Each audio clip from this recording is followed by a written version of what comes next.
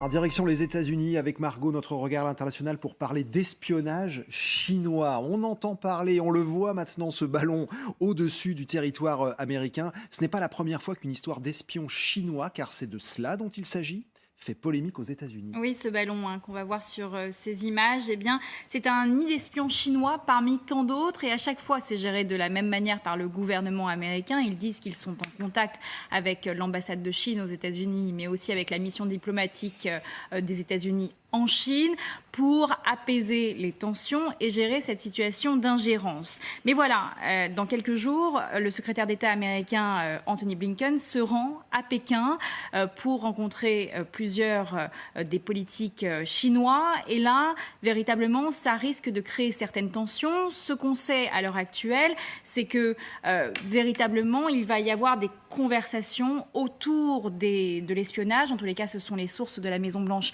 qui le disent aux médias américains aujourd'hui pour parler de ces affaires qui sont récurrentes, surtout que Joe Biden avait dit il y a quelques mois que l'espionnage de la Chine était le défi géopolitique le plus important de l'Amérique. C'est pas la première fois que ça arrive. Non, ça fait plusieurs années que ça existe, cette ingérence chinoise aux États-Unis. Et d'ailleurs, on voit tout de même une croissance accrue de ces espions chinois sur le territoire américain depuis 2015. La plus récente affaire d'espionnage, elle date d'octobre dernier, donc il n'y a pas si longtemps que ça, avec des procureurs américains qui ont inculpé 13 agents chinois pour avoir mené des opérations illégales aux États-Unis. Problème. Par contre, c'est que 11 sont restés en liberté, seulement 2 ont été arrêtés et donc continuent leurs affaires d'espionnage sur le territoire américain. Et ça montre bien le jeu d'équilibrisme auquel les États-Unis doivent se prêter, et bien tenir tête tout de même à la Chine, tout en essayant de garder des échanges assez ouverts, parce qu'on ne peut pas couper les échanges avec la Chine, puisque les États-Unis restent très dépendant des Chinois et de Xi Jinping. Regardez, en 2022, les importations de biens en provenance de la Chine ont bondi de 19% au premier semestre sur un an.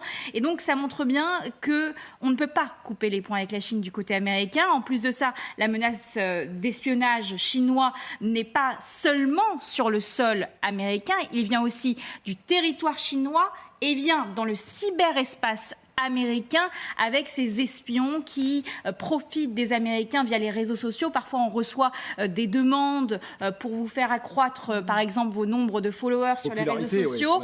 Oui, et ça vient souvent d'espions chinois. C'est ce que se sont rendus compte les affaires de la justice américaine. Et d'ailleurs, le ministère de la Justice américain avait créé, il y a quelques années, un département spécial dédié aux affaires chinoises au sein du ministre de la Justice américain.